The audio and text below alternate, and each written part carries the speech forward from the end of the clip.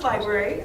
This is the year of the 60th annual Battle for the Bell, which I knew nothing about until I came to Bristol, married a Bristol person, and found out about it my first Thanksgiving here.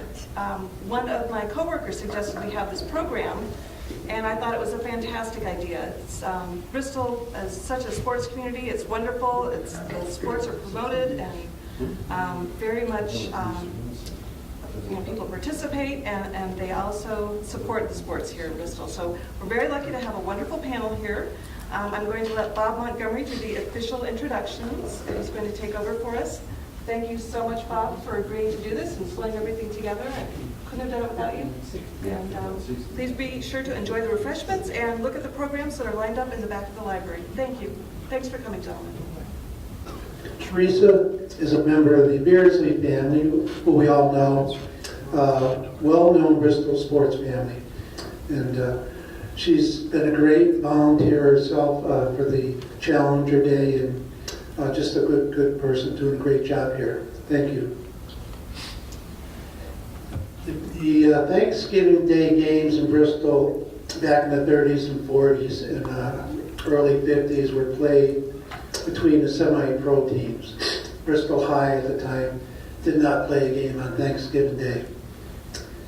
In the mid to late 60s, Bristol High played Torrington in 2 games. And I get a kick out of it because 2 of the fellows that worked the more recent games were G. Manello from Torrington. He was a firefighter here, retired, and the police officer Ken Seville. So every Thanksgiving Day game I go over to each one and say which team was better back then. But it was nice to see them part of it, and look where the tradition has gone ever since. In 1959, there was a picture in the Bristol Press of Thomas R. Monahan, who was our athletic director at Bristol Schools, and they showed the bell that was going to be used, the bell that would be given to the winners of the newly formed Bristol Eastern, Bristol Central Thanksgiving Day football game. We have 2 captains here from opposite teams, Dave Mills and Jim Nocera at the end. Jim also, I believe, scored the first touchdown. We'll let you talk about that. We have Dave Greenleaf in the middle, who knows everything there ever was about Thanksgiving football and anything else in sports in Bristol. Chris Cassin, our current athletic director, played football, I believe, for St. Paul, and he also coached at Eastern. Jack Krampitz also coached football at Bristol Eastern. So I have questions I'm going to give them to individually, and if anyone else on the panel wants to chirp in on the question and answering it, and I'm going to go down the list. First of all,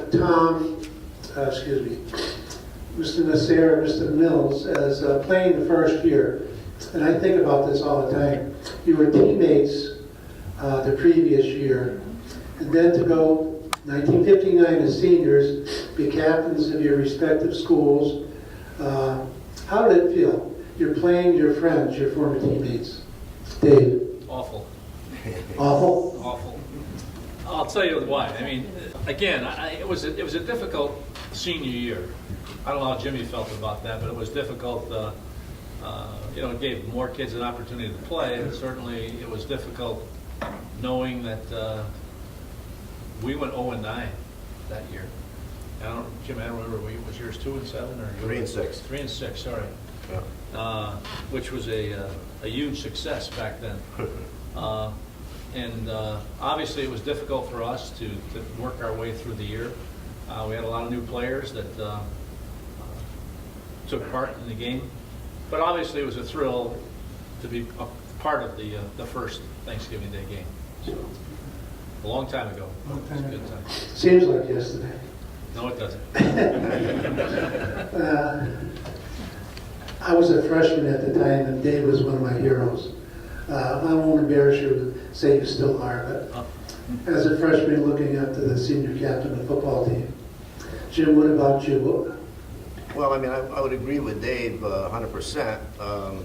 you know, I had known Dave since Little League. I mean, we had known each other for a long time, played on all the high school teams together, starting from our freshman year up. And it was, you know, to play a game against someone that, if by chance it was a 1 year later that the school split, we would have been playing together. And, you know, like we were talking about records, well, they were winless, we were 3-6. I know that if we were together, I mean, even if we had just Dave on the team, we would have had at least, you know, we lost 3 games by a touchdown or less in the 6 games that we lost. So I know with some of the players that from Eastern, you know, with Dave and we had Tony Malusis and Al Palladino and Joe Hudson, Phil Lewis. I mean, they were all great football players. But if we had one team, I know we would have had a great team that year. And, you know, it would have been great playing with Dave. He would have made me a better quarterback, that's for sure. Thank you, Jim. Thank you, Jim. Thank you, Jim. Is that what you told me Dave, to say? You said it just like I wrote it for you. It's perfect. Dave, by the way, was a 3-sport athlete, 2-sport captain, I think. Yes. Okay. Anybody else here as a player? You played for St. Paul. All right, I'm going to go to Dave. Dave Greenleaf has graduated in '66, I believe, and I think since or during that time has probably covered every game since, right, Dave? So 67 was the first one. 67 was the first one, okay. And that's why he's here, but I'm not going to ask him a question yet. Chris Cassin, as athletic director, what goes on in your mind? What do you have to do? I'm sure you have a lot of worries. There are a lot of worries, a lot of preparation that goes into the game. As a matter of fact, the 10 inches of snow that was supposed to be 1 to 3 inches the other day is, you know, cause for some concern. I was on the phone yesterday morning with the park department. First thing, I was at a conference call with the park department about 3 o'clock yesterday afternoon. We talked about putting together contingency plans, and for some reason, you know, Muzzy was unplayable. Impromptu conversation last night at the Bristol Sports Hall of Fame meeting with the mayor to talk about contingency plans, and I was at Muzzy Field prior to coming here today.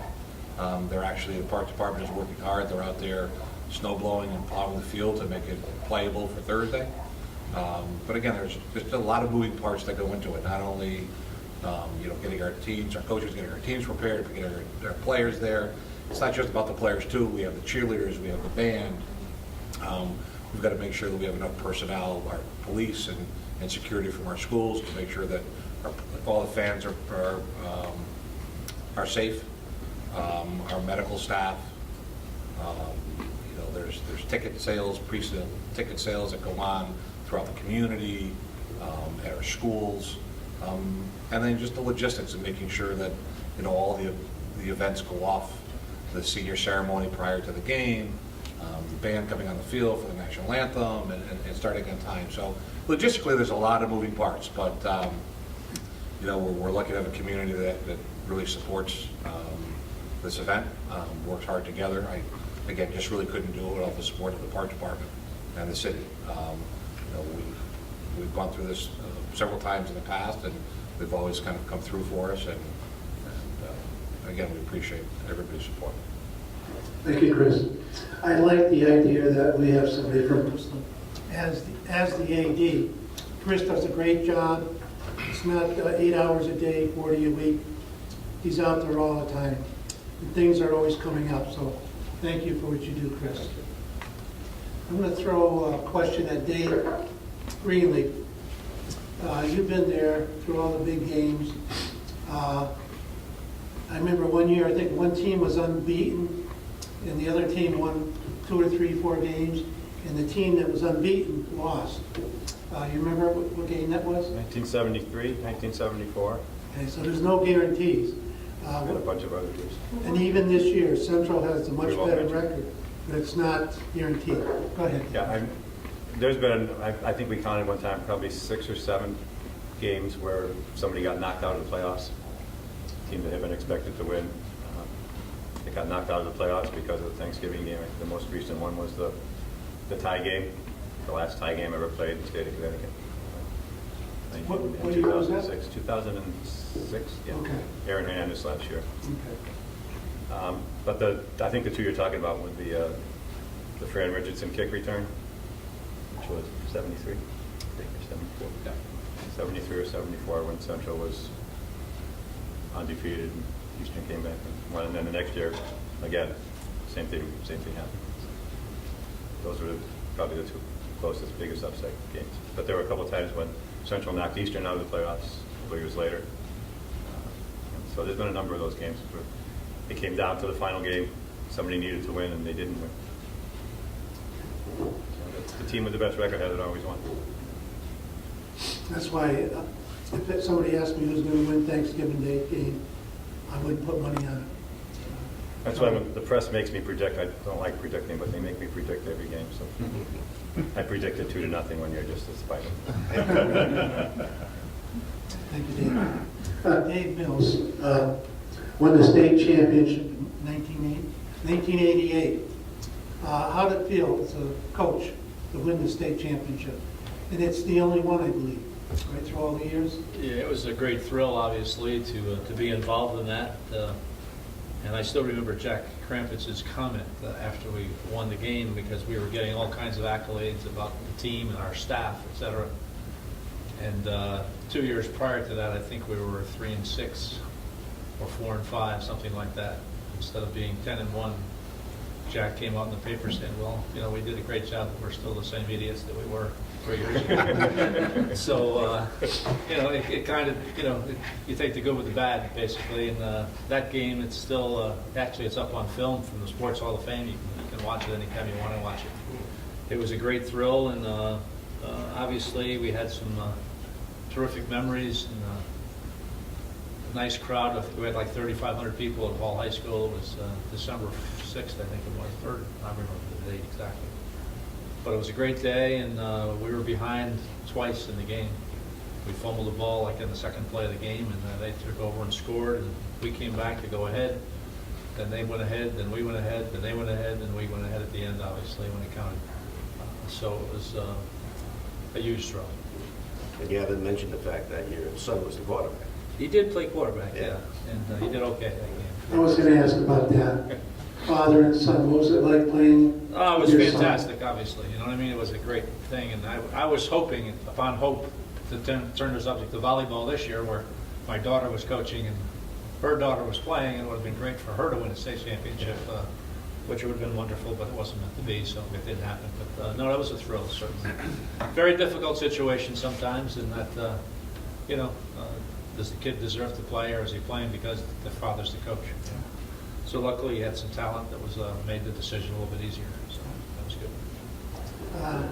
Dave's daughter, Stacy, I believe she was on the basketball and volleyball state championship team in Eastern. Right. And she's coached championship volleyball state champions. Steve, of course. And now he's got his grandkids that he's watching. And we have one game up in the year tomorrow. Right. Steve's daughter, Abby, will be playing in the state championship game tomorrow for Lewis Mills. So, yeah. Good luck. Thank you. That'll be a thrill. Jack Krampitz, as a coach, how did you look at the Thanksgiving Day game? Should I grab that mic? Well, first of all, I just wanted to point out that as a player, I was undefeated on Thanksgiving from 1966 to 1970 because I went to St. Paul. And so never had the agony of defeat on Thanksgiving Day. But then I joined Dave's staff at Bristol Eastern in 1978, and we went through quite a few years of the agony of defeat. And we had a couple of years where we won, but Central had a great run during the 80s and beat us quite a few times. I took over as I was an assistant at Eastern to part of the 70s, part of the 80s, part of the 90s. And then ultimately I was the head coach in the 2000s early. about 3 or 4 years, and we never beat Central then. They had very excellent teams at that time. I particularly remember Tim Washington was the player of the year in Connecticut, and gained, I don't know, 85,000 yards from scrimmage during that period of time. It seemed like that to us. And I guess maybe my claim to fame is I had the greatest act of sportsmanship as a coach, because at the breakfast the day before, Tim, it was obvious that he was the best running back in Connecticut. And my assistant coaches and myself, we all chipped in, and we offered him a limousine ride in the morning. The limousine was going to pick him up at his house, and we were going to have them bring him directly to the Manchester road race. He declined, which I thought was very ungracious of him at the time, and we ended up losing to them on that day also. But it was always a great thrill to be there, win or lose, and the kids really got into it. I mean, it was a game like no other, and it didn't matter, as Dave Greenleaf said, what the records were going in, but there were always well-fought games, and sometimes the kids played much better than you would ever have expected, but always great fun and great thrill. Thank you, John. Before I forget, then we have Rip McCarthy. Rip McCarthy. Rip McCarthy's in the audience. Mike Moore, former coach, who also played at Eastern and went on debates. Anybody else play in the Thanksgiving Day game here? Swimmer, right? Okay. Down back there was a baseball player. Who are some of the best players? And I'll just go down the line, starting with Jack. Through the years. Well, I can remember as a high school player, Eastern had some outstanding players. Quarterback named Dennis Schermerhorn, wide receiver Ricky Schmaltz, and running back Tim Hudson. I thought they were all outstanding players. You get into the 70s, and actually a person inducted into the Hall of Fame last night. Carl Hall was an excellent player, an excellent running back for Bristol Central. Eastern had Steve Mills in the 80s, and several of his receivers, a player named Bobby Dion, who unfortunately passed away, and way too young, but he was excellent. And Tim Washington, then later on, the Hernandez brothers were all pretty much difficult to deal with as far as talent and speed and strength and everything else. But there's been just a host of really good players over the years. Chris, any players? I mean, obviously the ones that Jack mentioned were great players. I think Ronaldo Soto, that I coached at Eastern in the mid-90s, great running back, defensive back, great kick returner. Some of the linemen, John Benzinger, who was inducted into the Hall of Fame as a lineman. Boy, there's a number of I think they're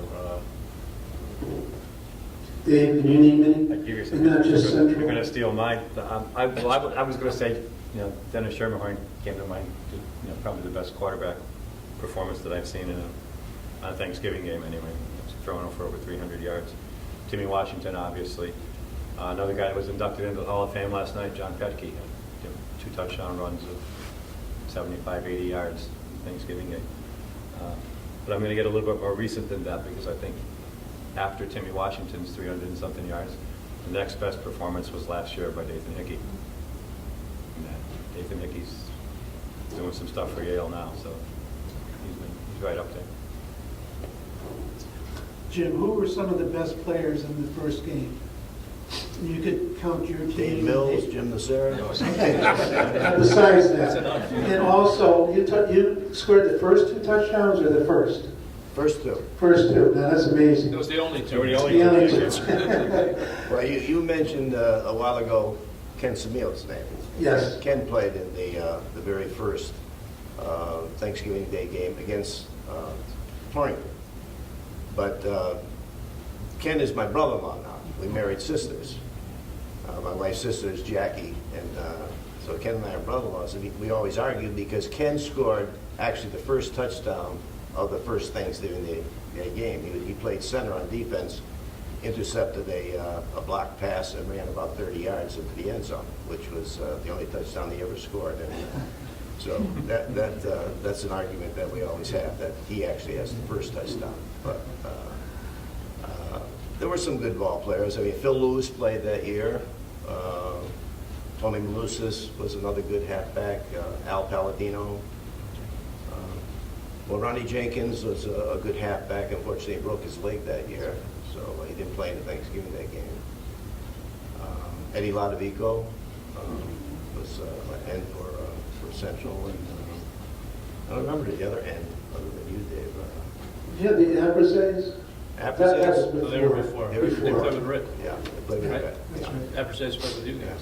Yeah, and I mean, I guess we could mention the 1957 Thanksgiving game in Torrington, where I played along with Britt was a halfback, and we had a fantastic team that year. I mean, we were 6-3, beat Connor, which was the league champion that year, and we won that in the final play with some sophomore quarterback threw a touchdown pass to Anthony Bam DiPaolo with no time left, and we defeated Torrington. So that was quite a spectacular ending. But we had some good. Anthony Bam DiPaolo, I think, was the only kid on the team that smoked, but he could run like a deer, and he can catch anything that came close to his hands. And so we had some good ball players. And Eddie Appersays played on that team. And Billy Morrow was the center. I think Billy played all 48 minutes of that game against Torrington. So it was a good team. Dave, what about you? Well, there's so many. I mean, you talk about quarterbacks. Dean Pisavage was a heck of a quarterback. He was a terrific player. Played both ways. And, Gary Pearson, of course, was on the opposite side one year. Then he was on one side another year, one side another year. But he was certainly a very good player, and that was probably one of the best games ever. I think it was like a 32-28 final score or something like that. It was a heck of a game. But Kenny Parrish, there's been so many. You go back to the Central side. There's lots of kids that played there that were very good. Remember a kid named Vontel who had a big day against us. Thurstons? The Thurstons had big games against us. John Dauphiny. The Hernandez brothers. Obviously, that was a big year. So there's lots of years, and there's 50 years is a lot of people to remember. I have trouble remembering Jimmy. I mean, it's difficult, but and it's amazing that sometimes a lot of other people step up in those games and just make big plays. I mean, Craig Sequeira was another kid. He was a small, diminutive kid, but he was a heck of a player. And there's so many like that. So if I had known that ahead of time, maybe I could have come up with a list. But you're always going to forget somebody, and not mention somebody. It's not a good question, because I get the same thing. If you list one, you forget somebody. But, thanks, Dave. I'm going to go down, starting with Jack again. What's the number one memory of Thanksgiving Day football that comes to mind for you, Jack? And we'll go down the line. I didn't give them these questions ahead of time, so they're on the spot. Well, I mean, it actually, as a head coach, it was the first year that I was coaching, and we were huge underdogs to the Tim Washington, Breon Evans, Bristol Central team. And we kicked off to them, forced a fumble on the first play, recovered it, and then drove right down the field and scored. And, you know, kids were like sky high. And I asked the referee, as we were lining up for the kickoff, if we could have a bomb scare or something and call the game right there. But we couldn't, and we did end up losing, but it was a much closer game than a lot of people anticipated. And I was just thrilled that our kids came so ready to play and were into it so much. Chris? I think mine is probably my first Thanksgiving Day game as a coach. Like Jack, I went to St. Paul's. I went to the public schools, but I went to St. Paul's for high school, and we never had a Thanksgiving Day game. Our last game was the Friday night before Thanksgiving against Xavier. I gone to school in Massachusetts for a couple of years, transferred to Connecticut, and I received a call from Tom Bruni asking if I wanted to be the freshman football coach at Bristol Central. And I thought about it, and I said, geez, I'm 20 years old. I was a lineman. I don't know what goes on behind me, and didn't feel I was really prepared to coach. And of course, I lost to Jack as a freshman coach on my first year. And I turned down the job.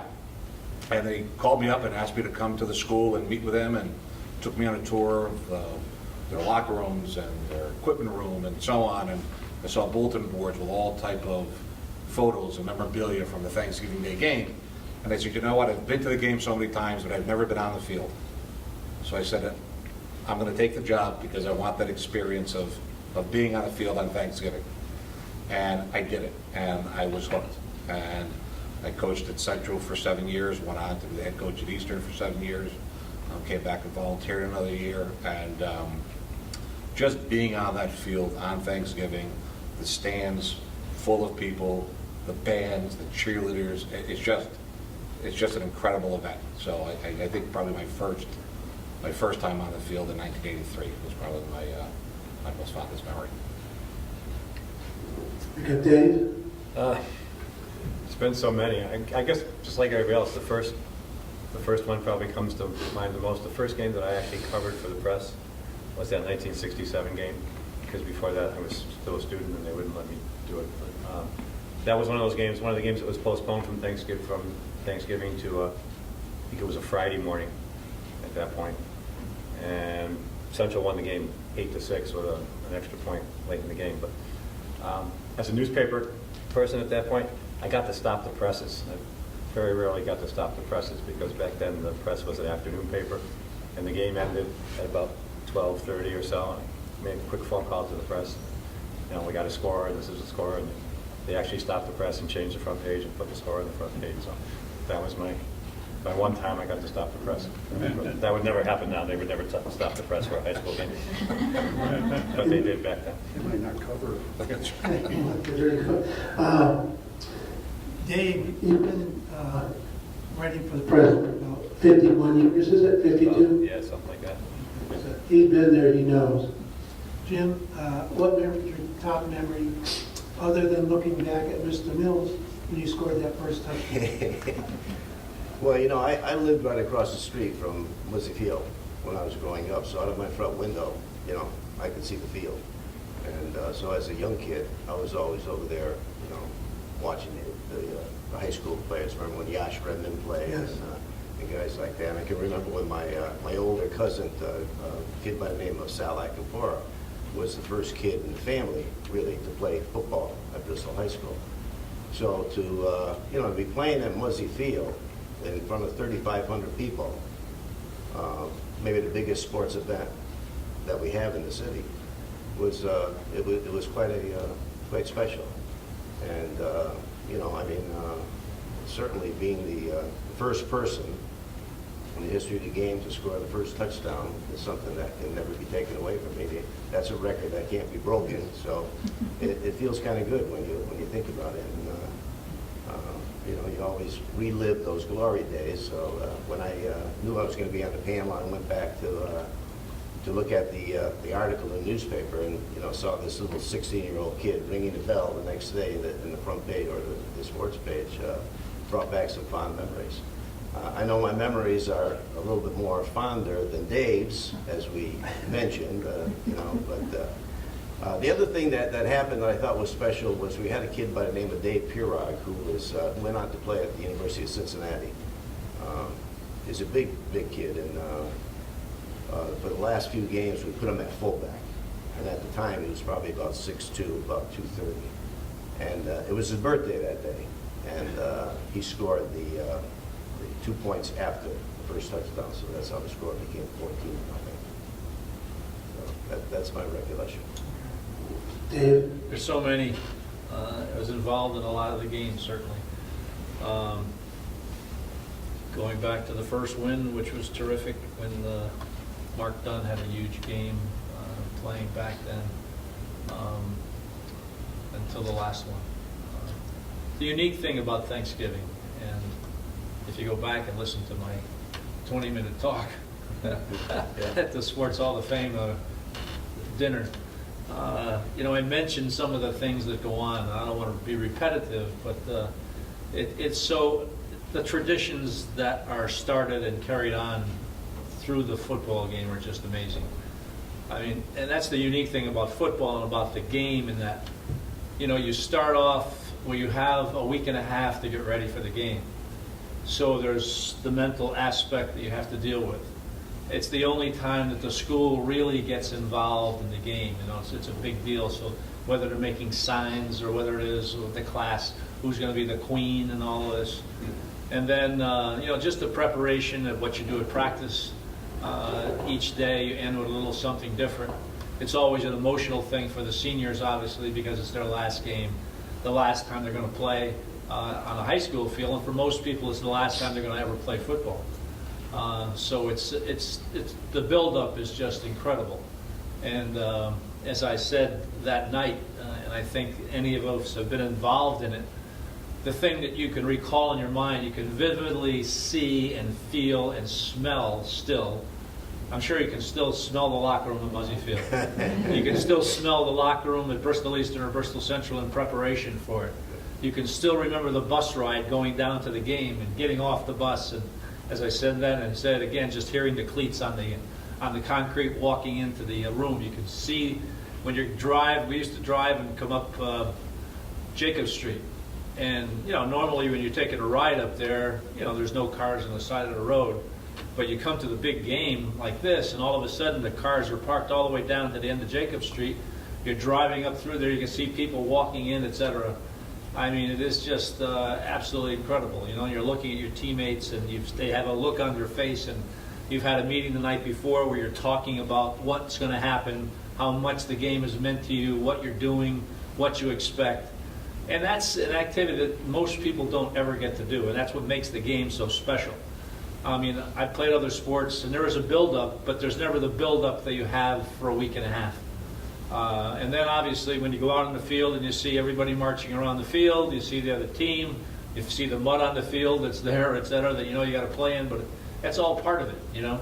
And being the last game of your career for most people, it's a game that you don't usually forget. You know, you're going to remember the highlights and forget the lowlights. And sometimes there's more lowlights than highlights, but that's part of it, you know. Somebody's got to win, someone's got to lose, and sometimes there's a tie. But that's the special thing about 60 years of that, or 62 years of that, going back when we played Torrington, that most people, if you don't play the game, you really have no clue what it's about. You know, you're on the periphery, and say, yeah, well, look at these guys. I mean, well, look at them jumping around and going all this crazy stuff. But I mean, it's emotional tie on a bond that you have with people that you know, you've been through a lot with. And when you win, the elation is just incredible. And when you lose, the terrible thing about that is it lasts the whole year. Yeah. It's not like you're back, you know, the next week to play another game. It's like, geez, we got to go through a whole stinking year. We got to do the whole off season. Do all of our weightlifting again. We got to get changed attitude. What can we change to make it better? And you know, that's the thing that's incredibly the intangibles of the game that just make it so special, and why everybody comes back. and why when you see people, you say, well, Coach, do you remember this? Do you remember that? And of course, I always say yes, but it's something that, you know, that just, it's a thrill to be a part of. I think what resonates too is I remember when I was coaching at Central, and even when I was coaching at Eastern, and David, I believe you guys had the same tradition. We used to bring alumni back the night on Wednesday night. So you know the kids know, they're excited, they want to be at multi-field, they want to play the game. But then you have the alumni that would come back and speak to the team, and some of the messages that those alumni would bring back, and the intensity, and I'm not going to get goosebumps here kind of thinking about it, because you just, you know, the pure emotion that was in that room at times, and even a lot of things were said without being said. I mean, sometimes you just left there and things were quiet, and the message that these alumni brought back to the players, it was electrifying. It was. I got to tell you one funny story. We used to have pizza, I don't know if it was the night before, the 2 nights before, but I would bring my family to that. And so we'd have pizza and soda. And I can still remember my daughter Stacy was sitting next to me, or 2 chairs down or something. So I was talking, and I had a piece of pizza, and then I would take a drink, and I thought it was a glass of Mountain Dew. And she had taken pickle juice and dumped it into my cup.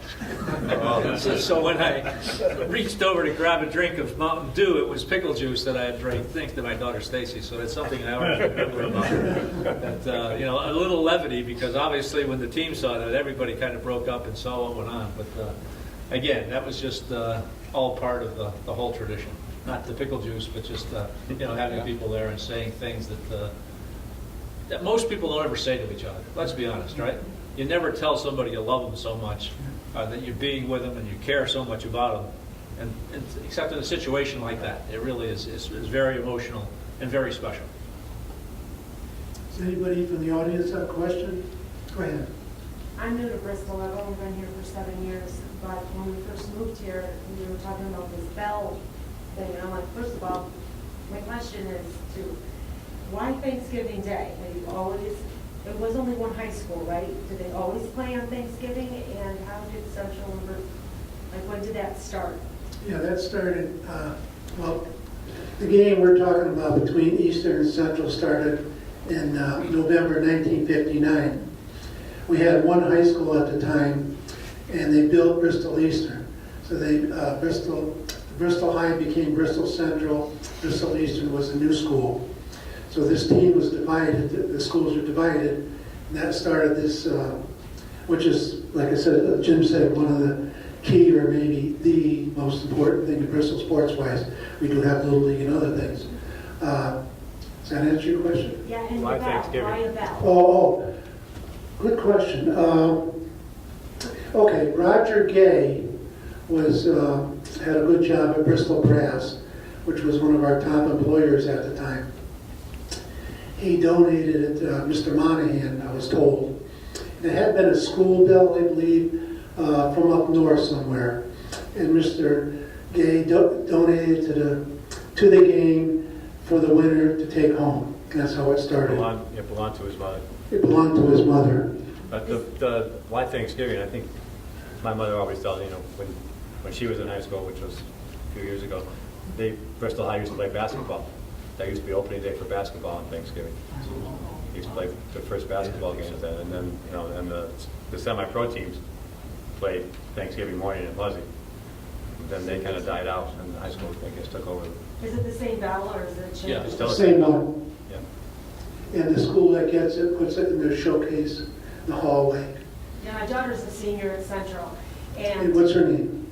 Caitlin Heffernan, Okay. and they won it her 9th grade. They won it back from Eastern. So she's like, one more time, just so I can graduate with the back. I'm like, okay. So it's a big, well, we went to our first game at one time, and it was, my husband goes, I've never seen anything like this before. They're cooking out. These people are crazy. The bands are warring. You got to go next year, because I was cooking. And I'm like, okay, but even when she graduates, we'll still go, because I think it is the most fantastic tradition ever a town has ever had. It is. I think it's great. and it gets everyone together. I just didn't know the history of a bell or why Thanksgiving. I can remember probably 20 years ago, I wrote a story for the Bristol Press, and I interviewed different people starting at 6 a.m., 6:30, 7, 8, 9, 10, 11, through the game, what they were doing at the time. Just to get names in the paper, you know, what was their tradition at that time in the morning for that big day. And it's a really big day. If you go to Central High, where the bell is actually at that showcase, there's a write-up that explains the bell Okay. behind that. You're gonna keep it this year, I Dave? read it every time I walk by it, but I don't remember at this point. Dave, you're gonna keep it? I'm not making predictions. Anything can happen. Central has quite the better record, but again, you never know. Anybody else have a question? Two thoughts. I read that Central lost 2 games due to technicality, I wonder if that motivates them more for this. And also, the other thought I had about was head injuries. Has that affected recruiting? You guys all seem that you can talk pretty well. Chris, you want to answer that? Sure. If you think that the age where kids really start to tackle football should be raised. Well, let me start with the recent events. I don't think either school needs any more motivation to win on Thanksgiving than just playing in that game. It's kind of a cliche, but we always used to say, kind of throw the records out, because I've been fortunate enough to be on the winning side, and I've been unfortunate enough to be on the losing side. And there were years that we played that we won that we just never thought we really had a realistic shot. The other team was better, and vice versa. There were games where we went in and said, on paper, this is ours. Now, we would never say that to the kids, but you'd lose some of those games. So I think, what happened, unfortunately, at Bristol Central recently, I don't think it's any more of a motivating factor. These kids, they know what Thanksgiving means to them, and so do the Eastern players. They certainly didn't have the year that they were hoping for, but a win for Eastern on Thanksgiving can make that season and turn things around for them. I think both teams are going to be really motivated. Football and head injuries, unfortunately, it's a contact sport. There are injuries that happen. I would say I think the sport of football is safer today than it has ever been. The equipment, the education that our coaches have, the education we give to our players. People don't realize, we really are limited to the amount of contact that our players can have throughout the season. We actually limit the amount of physical contact, live hitting, that they can do in the course of a week. The CIAC, which is a governing body of athletics for the state of Connecticut, has guidelines that we have to follow, rules that we have to follow. Back in the day, you could have players that could play multiple games in a week. If you were a really good freshman player, you maybe would play freshman or JV and varsity. Now you're limited to how many quarters you can play in a week. 6 plays constitute a quarter. So we really do that. As a matter of fact, last Tuesday night I was at a meeting at the CIAC. They're looking at a new program that many of the colleges are now using. Dartmouth is one of the schools. There is zero contact, live contact. They will still wrap up. They have no contact in prison in practice. Many of the Division I schools no longer have live contact in practice.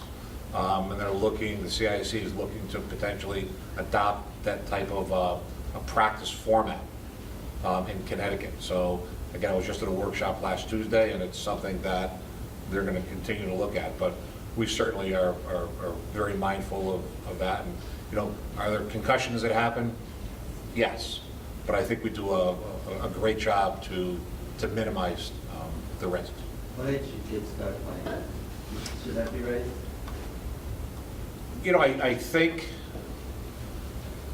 I think maybe that contact age, I think they can play and modify the game in such a way. I think that would probably be helpful. But I think it's also really important to the education. And education not only of the signs and symptoms of concussion, but the practice techniques, because there's a lot of things you can do to improve yourself as a player without having, putting yourself in those type of situations. So, And I would just add that the medical science now and everything is just so much better than it was when all of us played. In fact, they didn't really call things concussions when we were playing. They would say you got your bell rung, and you'd go right back in, you know, blood oozing out your ears and nose, and what's your name? Jack. You're good. Go on back in. And now the helmets are so much better and everything else, but they also have a trainer and a doctor at every game, and the minute they think that there's any possibility that they've had a concussion, they pull them out, they put them through testing, they do so much more. So I agree with Chris, it's safer now. In fact, I'm amazed that Jim and Dave can speak at all. I mean, the helmets that they had were like this little thin jet age plastic with a web of canvas separating your head from the helmet by about ½ an inch, and I'm sure probably their heads are shaped a little differently now than they were when they were teenagers because of that. now, our kind of rule of thumb is, you know, when in doubt, hold them out. And that's for all of our sports. You know, when and if we suspect any type of a concussion, a student an athlete is removed from football, from soccer, from wrestling, from any sport. We also do what's called impact testing. Our students take a neurocognitive test prior to the season. It's a computerized test where they go and there are many different types of subtests. It's memory, it's recall. Again, I'm starting to, because of the concussions I may have had, I'm starting to forget some of the aspects of it. But they take this. So if the student athlete is suspected of having a concussion, before they can come back, we'll look at their baseline, they'll be tested again, cleared by a doctor, and they also have to go through a return to play protocol. So they have to be symptom-free from any type of, the concussion symptoms. Then they can start a slow return back to play. So they can start having minimal exercise. At any point, symptoms come back, they have to be pulled back out. So if we discover that Jack had a concussion today, he's done. He's done until now he becomes symptom-free. Then we'll let him start with light activity. He's still symptom-free. We can increase that activity the next day. He's still symptom-free. He can practice, but with no contact. He's still symptom-free. He can resume play. So we have that return to play protocol in place, plus, like I said, the impact testing. And the thing is, our coaches are making those decisions. So we have our athletic trainers at our games. At any point, our athletic trainer feels that a player is exhibiting signs of a concussion, they're out. Coach can't overrule that, they're out, and they make that decision. And again, does it happen still? Yes, but I really believe with the education and the coaching techniques that we utilize today, that we really have minimized the risk as much as we possibly can. I just want to add a couple things. Number one, if I may. First of all, I think they should have that test for your math class, Dave, just so you can make sure they do, before and after. And then secondly, watching a lot of soccer now. It's unbelievable how many headers there are in the game. And one of the most dangerous plays I think there is like when the goalie punts the ball and the guy at midfield heads the ball. I think that's, if I were making rules that would affect the game, I would think that would be something that should be looked into. That hurts. It hurts, but think about it. A hard ball being kicked 50 yards high in the air, and you're going to take it off your head, and then you're going to do that 10 times a game.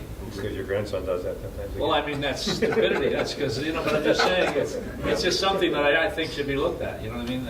That's a game that, and I mentioned my daughter in volleyball. She has at least 2 kids a year that they have to sit out with concussions.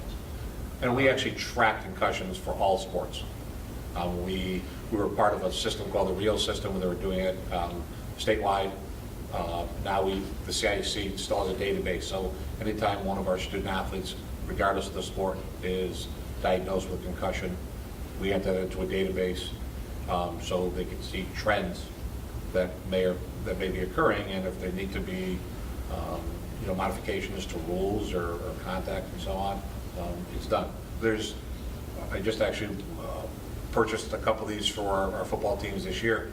They're tackling rings. When we used to practice tackling, it was all live. Now they're just looks like a large donut, and you can roll this. It looks like a large tire, and it helps teach the students or the student athletes the proper techniques of tackling without having that collision or contact with another person. So again, a lot of these things are being developed and being utilized these days. Anybody else? I Rick? have a question, Chris, regarding this no contact in practice.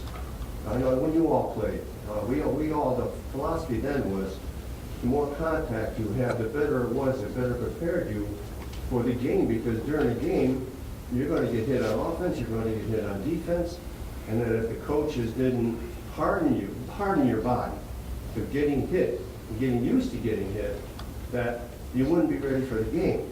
Now, it seems like they're going in a different direction on this. Well, I think what the trend is you practice the thud.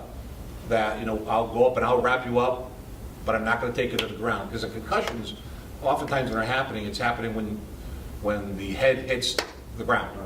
So if you minimize that, they were showing us a great video. A pass, a receiver goes across the middle. You used to love to see those highlight hits of that big collision. Well, they don't want to lose their players for the games. Of course not. So they want to minimize that risk of injury. So now what happens, that player coming across the middle, they throw the pass, and when the receiver makes the catch, the defensive back will just, put a hand on him, run by him, and avoid that kind of collision. Again, especially in Division I, that's big time football. There's a lot of money made there, and they need to minimize the amount of risk to their players. So again, it's a trend. New Jersey is actually moving towards this concept of football. Again, a number of colleges, Ohio State does. As a matter of fact, Ohio State, their spring game is thud. They started it last year. The spring game, they got 30,000 people still there for really a scrimmage, but the players don't go to the ground. So it's a trend that's starting to move across the country, and Connecticut's starting to look at it. Joe, go ahead. Chris, can you give us a number of concussions or near concussions that you handle on any given year through all the sports? Off the top of my head, I'd have to look it up. It really varies from year to year. I think in football we're maybe between both schools, I'm going to say 8, 10, maybe. Again, Actual concussions or near suspected? Well, suspected. Anytime, Yeah. suspected is different, because we'll have somebody that we suspect has come out, they're checked by our trainers. They'll do a cognitive check on the player there. And I tell you, I couldn't pass it. I'll sit there sometimes and they'll start asking questions. They'll give them six words to recall. That they'll change the subject to talk about something else and come back and say, now can you give me those words but say them in reverse? I don't have a concussion and I can't do it. So. Wait till you get 65. Oh, I'm there now, Joe. I'm there now. Your wellness exam, and they give you 3 words, and later on, a couple minutes later, they ask you to repeat the 3 words. It's the same thing. And as Dave said, we see them in soccer, we see them in you see them in volleyball. Some of the hits, the spikes that come through with the ball are incredible. You see it, sometimes in wrestling. We see it in cheerleading. Somebody falls from a mount. But again, I think we prior to every season, we do a review with our coaches. We show them a video about an 18-minute video from the CIAC. We do it every season. We are at a preseason coaches meeting this Tuesday night. We'll have our trainers review not only concussions, but sudden cardiac arrest. All of our coaches are certified first aid CPR. They have to go through review every season prior to coaching. So again, we do a lot to educate our staff. Go ahead. Who has the best record, Eastern or Central? Central. Central. And what is the worst weather that was ever, what game was like the worst weather? Did you have to stop in the middle of the game, or did you guys have to continue, or what? We've never stopped once a game is played. There have been several games that have been postponed and moved to Friday or Saturday. Probably the worst one was the one The tie-up, see, that was probably the worst one I can remember in a long time. 14-14 tie. Just rain, it was a rainy, cold, Muddy, very muddy. and then These kids must have loved that. And then the state changed the rules, so you don't have ties anymore. Right. After that game. Okay, I'm going to say that's it for now. I'd like to thank Tom Mazzarella, who's putting this on film for us. And thank you, though, for everyone who showed up. Thank you, panel. Very good job. I guess that's it. Thank you.